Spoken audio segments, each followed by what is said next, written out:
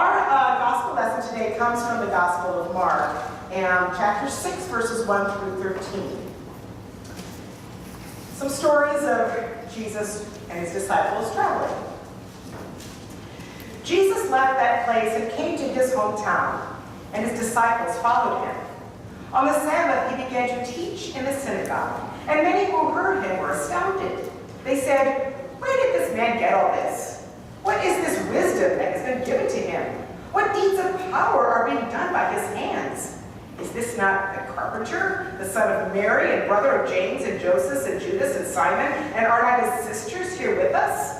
And they took offense at him.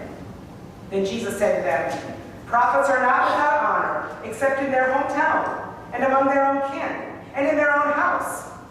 And he could do no deed of power there, except that he laid his hands on a few sick people and cured them. And he was amazed at their unbelief. Then Jesus went among the villages teaching. He called the 12 and began to send them out 2 by 2, and gave them authority over the unclean spirits. He ordered them to take nothing for their journey except a staff, no bread, no bag, no money in their belts, and to wear sandals and not to put on 2 tunics. He said to them, "Wherever you enter a house, stay there until you leave. At that place, if any place will not welcome you and they refuse to hear you as you leave, shake off the dust that is on your feet as a testimony against them." So they went out and proclaimed that all should repent. They cast out many demons and anointed with oil many who were sick and cured them. This is the good news of God for the people of God. Thanks be to God.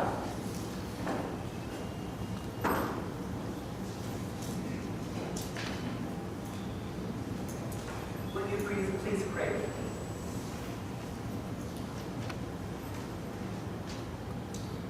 Gracious and loving God, may these words of my mouth and this meditation from my heart be filled with your Spirit, filled with your truth, and may it be heard with open ears and open hearts and open minds, and bring us a message that we need to hear for our lives today, for our world today, for our church today,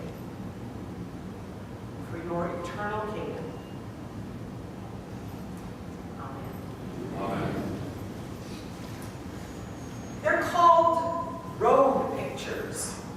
Perhaps you've heard that phrase before. They're movies that take place literally on the road as characters undergo some sort of journey.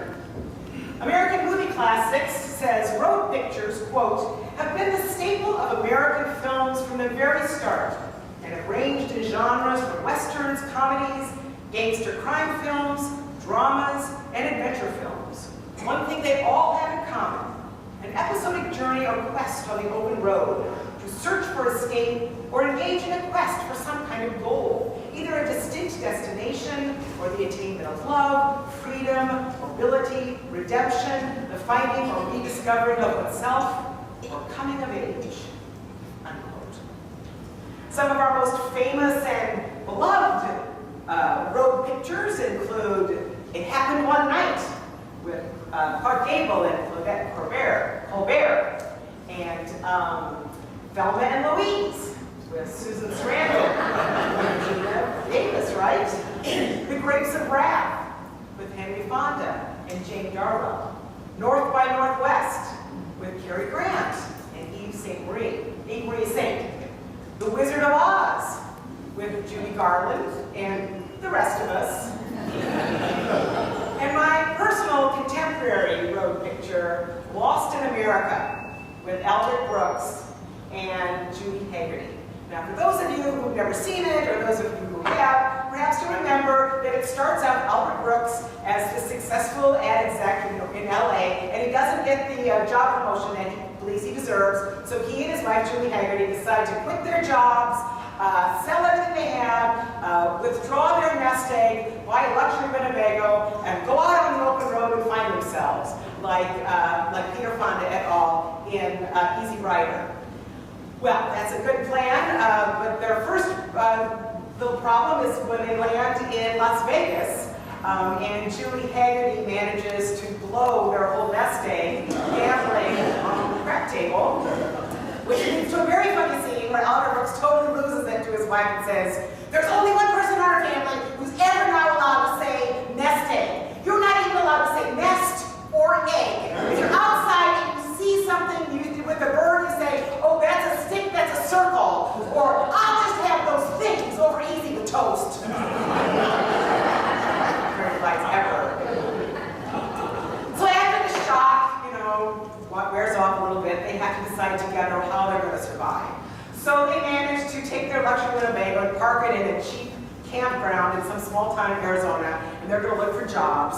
And so Albert Brooks goes to the employment agency, and there's not too much work out there for a high-priced ad executive, but he can get a job as a school crossing guard.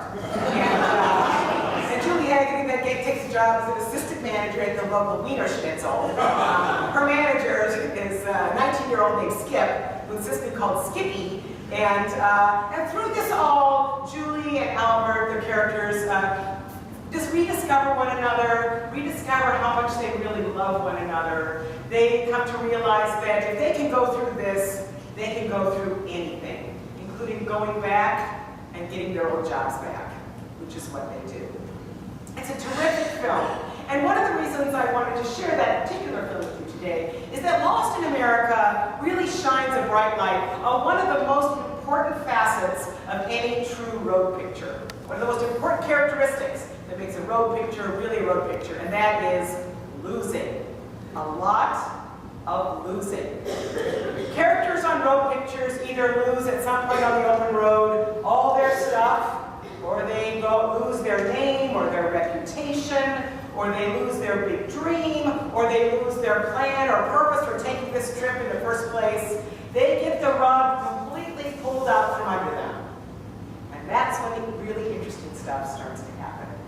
You'll see in just about every road picture, the characters starting to fight with each other and blame one another for having it's their fault that they lost everything. And then they start to realize that they actually, each other has a lot of gifts and talents that they forgot that they had, or that they just discovered. And they actually make a pretty good team and can solve some problems pretty creatively out there in the open road with nothing else but themselves.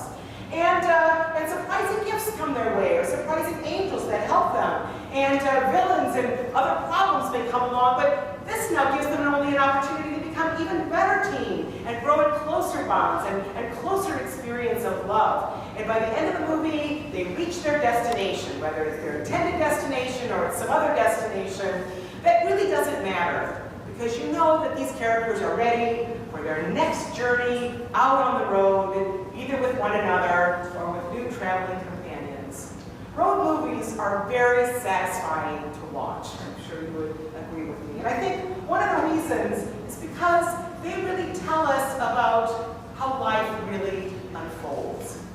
It is, all of it, a journey, isn't it? We're constantly being compelled forward into the great unknown, especially when we are just as happy staying right where we are, with everything going just fine, or staying right where we are, things aren't going so fine, but it's so familiar. None of us have a choice. We're continually moving forward, and so often we're having to let go of our expectations, let go of our stuff, let go of our dreams, let go of our assumptions, whatever it is, because we never know what's in the future. Road pictures tell us it's okay to let go and move forward and learn to trust one another and to trust God and trust the universe around us. It can lead us on a wonderful journey, even if it's maybe not the easy one that we really wish we could be traveling. I told you last week a little bit of my journey and the really hard time that I had in junior high, and how my junior high youth group and the folk group was really a salvation for me and a real healing agent for me, because I had a really tough time. And one of the things that made my time in junior high hard, it wasn't just that I had to go to a junior high that was a little on the other side of the tracks with a little tougher crowd, or that I had a really, really difficult, ugly puberty, and then there were those 70s clothes. And it was also that My elementary school years were so easy. I was tall, I was strong for my age, that was maybe really popular with even the boys. I was good at everything I did. I was well liked. I felt like everything I touched was a success, and that was going to be my journey forever and ever. And boy, did I get a rude awakening when junior high hit me. All those cool friends left me, and luckily I had my church friends, and all the people that loved me there. And as I look back, I think, you know, if I hadn't gone through that really tough, difficult, that journey, I maybe would never have met Jesus. Or at least at that time, that's when I did get to meet Jesus. And I got to develop a real sense of compassion. And my sense of humor, I discovered it at that time. Who knows what would happen if I hadn't gone through that tough time. And how much that's affected me personally and professionally in this stage of my life. Those compromised, difficult journeys sometimes are the most helpful and the most important and the most blessed, and blessed to be a blessing that we will ever have. In our gospel reading today, we have a great setup for a road picture. We have Jesus at home, and nobody's listening to him. Nobody's believing what he's saying. They're way too interested in who he's related to and why somebody that would have those brothers and sisters would be able to do the kind of things that they're doing. It sort of reminds me of, you know, you think the people closest to you are your biggest fans, but I must say that pretty much always when my dad would come to hear me preach, his response was always, "You talk too fast." That was a little long. No matter what else I would say, I really love me. That's about all he would ever say he got out of it. But you know what? Jesus was like, it's okay, because maybe the way for the gospel to really take hold is for me to go out and be someplace where I am not known, where I'm just a stranger. There's something about that that's going to allow me and allow my community to be receptive to what I have to offer. Likewise, he tells the disciples to go out in twos, to go out on the open road, and he tells them to leave just about everything else behind, right? Isn't that wild? He says, you can take your staff to protect you from animals, but you can take no bread, don't take any food, don't take a bag to collect anything that you might get on the journey, don't take any money, and just take one tunic. Usually you take 2 tunics because you need an extra one when you're sleeping out in the cold. You're to go with even less than a nest egg. You're to be about as vulnerable as a sparrow itself. And we're told that the disciples do that. And in addition, they are told to go and seek out those who will provide hospitality for them and care for them because they have nothing. And those are the people that they're to seek out. And what we're told then is that they heal a lot of people. They anoint a lot of people. They bring a lot of people back around to God. And if you read your Gospels fairly critically ever, and I bet you can do that, you might notice, you know, there's something odd about this picture. Jesus tells them to go out and do this, and they're successful. Where else in the Bible do the disciples ever do anything right? Right? They never get the parables. They don't get what Jesus says when he says, I need to go to the cross and I'll come back. They abandon him at the cross. They don't get it when women come back and tell him that he's risen. I mean, they never get it, except this time they do.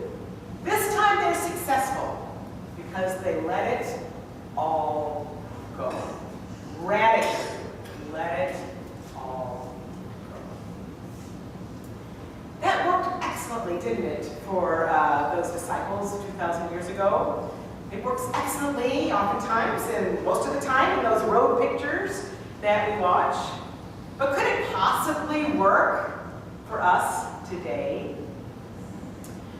A few years ago, there was a journalist named Mike McIntyre. I don't know if it's any relationship to the McIntyre clan we have here. But he's a journalist, and he was living in San Francisco. He was a successful journalist. He had a great job. He had with all the perks, and he had a beautiful girlfriend, and life was going along swimmingly, except he felt like he was swimming into a dead end. There was something that was missing. And he was driving through the desert one day, and he saw a guy, a hitchhiker with a gas can, and he clearly needed help. He drove right past, and he said, you know, someone else is going to help. Or, you know, it's probably just a ploy. But this hitchhiker continued to haunt Mike as he was driving, and he started to think, you know, there was a time in our country when you'd be considered a jerk if you didn't stop and help somebody in need along the road. And he also came to realize, he said, what's happened to that America? And he also realized, you know, I've been living in fear my whole life. I'm just afraid of everything, and this nice life that I built up is not really for myself, but it's to kind of protect myself. And so he thought, you know what? I'm going to step out on the open road, and I am going to go without any money, traveling from coast to coast. And I'm going to completely rely, as Blanche Dubois might say, on the kindness of strangers. He started out at the Pacific, and then he moved all the way, his goal was to go all the way to North Carolina and, of all places, at Cape Fear. And he tells his story of his journey in this book, The Kindness of Strangers. And it's a remarkable, remarkable story. It sounds really crazy, doesn't it? He doesn't have any money. He's got a pack, he's got a tent, but he doesn't have anything else. And he's never going to accept money. He's just going to depend on people that are going to pick him up and care for him. And he does have a couple of scary encounters, but nothing that he can't get out of. And most of his encounters are truly extraordinary. He begins in California, moving up the northern California coast, and after a couple of days of either sleeping in the woods or finding a campground where the guy let him work for a little bit in the morning so he can stay for free, and eating maybe some sunflower seeds or a couple of carrots, maybe an energy bar, he is treated to his first gourmet meal at a restaurant by a retired firefighter in some small town in Northern California, formerly named Dennis, who is now a Diane. And she has got a fabulous story, and that's his entrance into this new world. And he goes to many churches and finds pastors and lay people very willing to help with whatever he needs. Mike is not a disciple, he's not a Christian, but he's so impressed by how many churches indeed walk the talk.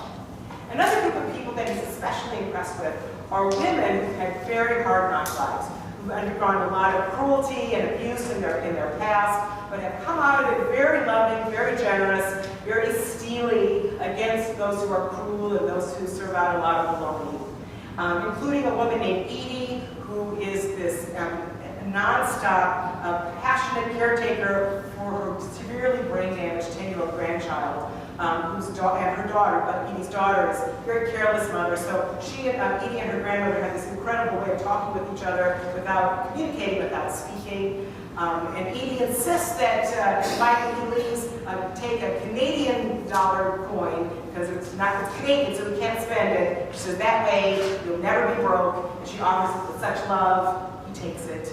Then he encounters a harlot with a heart of gold named Patty, and she is a heroin addict who now depends on meth to stay the course, and methadone, and she gives him her last $5, which will pay for $4.50 at the campground and 58 cents extra for an orange pop.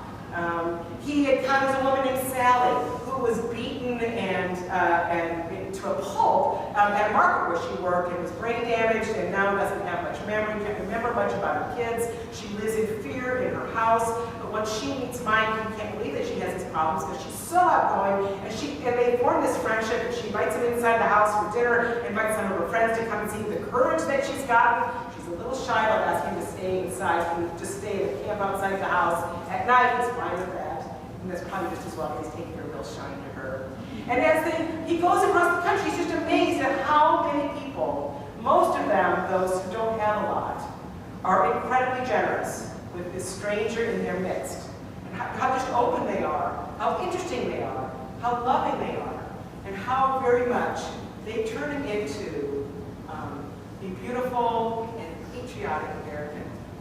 He says, at the start of this journey, I wondered if America was too suspicious to let a stranger into its heart. But on this day, I wonder if it's the stranger who's just too suspicious to to allow America into his heart. He later says, "It took giving up money to have the richest experience in my life." And when he comes to Cape Fear, he actually makes it to Cape Fear, and he realizes once he gets there that the name Cape Fear actually was originally Cape Fair, F-A-I-R-E.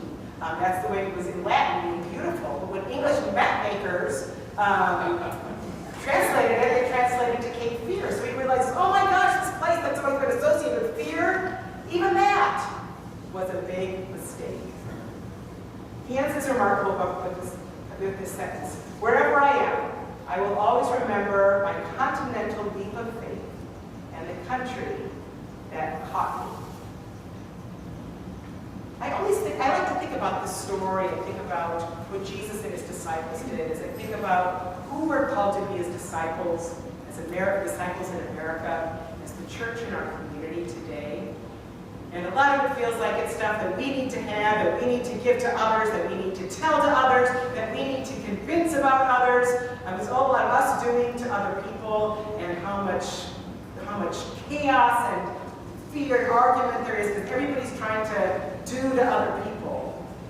And the message of our scripture, the message of our Bible, and the message of our road pictures is that the answers oftentimes lie in letting go and being vulnerable to what others will give to us. And to see how God is giving to us, and how God's realm of love and generosity and joy, no matter what, emerges in our midst.